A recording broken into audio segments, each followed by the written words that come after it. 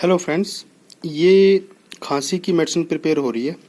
एक 7 साल का बच्चा है जिसको पिछले 2 साल से खांसी है।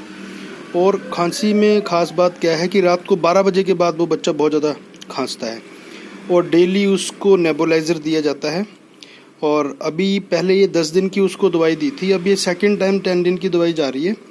तो उसके फादर ने बताया कि अब नेबुलाइज़र जो है तीसरे या चौथे दिन देने की ज़रूरत पड़ती है।